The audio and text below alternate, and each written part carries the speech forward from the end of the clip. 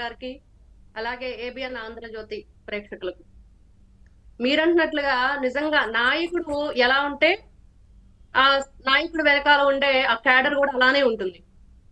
కానీ ఇక్కడ జగన్మోహన్ రెడ్డి గారి వైఖరి, ఆయన మాట్లాడే విధానం, అదే విధంగా దానికి తోడు బూతుల రాజకీయం, అదే విధంగా అవినీతి, రకరకాలు ఇంకా వాళ్ళ గురించి మనం 2019 నుంచి 24 వరకు చూసాం. ఎక్కడ ఎవరికి కూడా ఒక మంచి పని చేశాడు అనేది లేదు రాష్ట్రంలో. అంతా అవినీతే. ఈ రోజున అతను ప్రతిసారి అంటూ ఉంటాడు, ప్రతిపక్ష హోదా ఇస్తేనే వస్తానని మొన్నటి వరకు, మైక్ ఇస్తేనే వస్తానని మళ్ళీ నిన్నటి వరకు, మళ్ళీ ఈ రోజు సీఎం చైరో లేకపోతే స్పీకర్ చైరో కావాలనే పరిస్థితి జగన్మోహన్ రెడ్డి గారిది. కానీ గతంలో వెళ్ళిపోయిన అవంతి శ్రీనివాస్ లాంటి వాళ్ళు కానివ్వండి, ఇప్పుడు మరి రాజశేఖర్ లాంటి వాళ్ళు కానివ్వండి, ఏం చెప్పారు అంటే ఇక్కడ సంఖ్యా బలం కన్నా కూడా సంకల్ప బలం గొప్పది. నారా చంద్రబాబు నాయుడు గారు టీడీపీ 2019లో 23 సీట్లతో అసెంబ్లీలో ఒకవైపు 151 ఉంటే ఒకవైపు 23 23 ఏ విధంగా పోరాడారు, ఏ విధంగా ప్రజల కోసం వాళ్ళ వాయిస్ ఇచ్చారు. ఆ రోజున ఏం జరిగింది అసెంబ్లీలో? గౌరవ సభని కౌరవ సభలాగా ఎవరు మార్చారు? అసలు ముఖ్యంగా ఆంధ్ర రాష్ట్రంలో మహిళలకి రక్షణ లేకుండా పోయింది 2019 నుంచి 24 వరకు.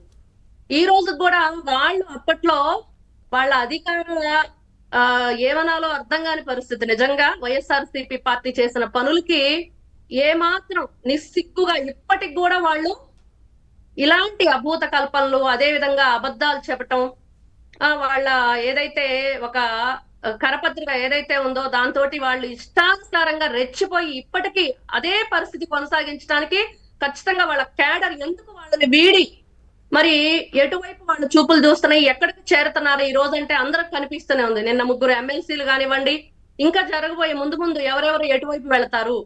జగన్మోహన్ రెడ్డి కేవలం అతను చేస్తున్న అంటే ఇప్పుడు అక్కడ ఉన్న 11 మంది ఎమ్మెల్యేలలో కూడా 9 మంది ఆయనకి అనుకూలంగా లేనట్లు కనిపిస్తా ఉంది కదా. పలు సందర్భాల్లో వారి అంతర్గతంగా చర్చలు జరుగుతున్నట్లు తెలుస్తుంది. వారి పార్టీలోనే ఒక చర్చ జరుగుతుంది. మిగతా 9 మంది, పెద్దిరెడ్డి గారు తర్వాత జగన్మోహన్ రెడ్డి గారు కాకుండా మిగతా 9 మందికి అసలు ఆ పార్టీలో కొనసాగడమే ఇష్టం లేనట్లుగా చెప్పుకుంటున్నారు. ఎందుకంటే వారిని కనీసం అసెంబ్లీకి కూడా వెళ్లకుండా చేస్తున్నారు కదా అనేది.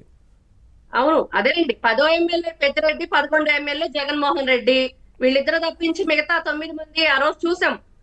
ఒక ఎమ్మెల్యే ఒక పార్టీ కండువా కప్పుకొని రాలేదు అసెంబ్లీకి వచ్చే ఫస్ట్ రోజు అని చెప్పేసి అతని మీద చాలా ఇబ్బంది గురి చేశారనేది కూడా విన్నాం. అంటే ఎంతసేపటికి జగన్మోహన్ రెడ్డి వైఖరి నచ్చక వాళ్ళు ఏ విధంగా ఇబ్బంది పడుతున్నారు. నిన్న చూసాం, మరి రాజశేఖర్ గారు ఏం చెప్తున్నారు, 6 నెలలైంది మేము రాజీనామా చేసి యాక్సెప్ట్ చేయలేదని. ఇప్పుడు మరి ఆల్రెడీ ఎమ్మెల్యేలుగా కొనసాగుతున్న 9 మంది పరిస్థితి కూడా అంతేనా? ఏ విధంగా ఇబ్బంది పెడుతున్నాడు, వాళ్ళని రాజీనామా చేయనివ్వకుండా, అసెంబ్లీకి వెళ్ళనివ్వకుండా, ప్రజలకి ప్రజాప్రతినిధులుగా ఉండి వాళ్ళ వాయిస్ వీళ్ళు వినిపించాలి. ఇలాంటి పరిస్థితి జగన్మోహన్ రెడ్డి ఇలాంటి మంది చేస్తున్నాడు కాబట్టే మనం చూసాం. మొన్న ఏదైతే పులివెందుల ఎలక్షన్ లో కూడా కనీసం డిపాజిట్లు కూడా రాని పరిస్థితి. ఖచ్చితంగా మీరంటే ఇటు 9 మంది కూడా అదే పరిస్థితి నడుస్తుంది. అంటే జగన్మోహన్ రెడ్డి పరిస్థితి, ఆ పార్టీ పరిస్థితి, జెండా పట్టేవాడు కట్టేవాడు లేడు. ఇంకా ఏ విధంగా ఒక మంచి కావాలి, ప్రజలకి మంచి చేసేవాళ్ళు, ప్రజలకి ఏదైనా అభివృద్ధి, సంక్షేమం, వాళ్ళ క్షేమం కోరుకునే నాయకుడిని ఎవరైనా కోరుకుంటారు. ఇక్కడ ఆ పార్టీ క్యాడర్కే దిక్కు లేదు అంటే ఇంకా ప్రజలకి వీళ్ళు ఎలాగా మంచి చేస్తాం అనే భరోసాను కల్పిస్తారు అనేది క్లియర్ గా అర్థమవుతుంది. అందుకనే వైఎస్ఆర్సీపీ పార్టీ మీద ఆ నాయకులు ఏ విధంగా అసహనం వ్యక్తం చేస్తున్నారని మనకు అర్థమవుతుంది.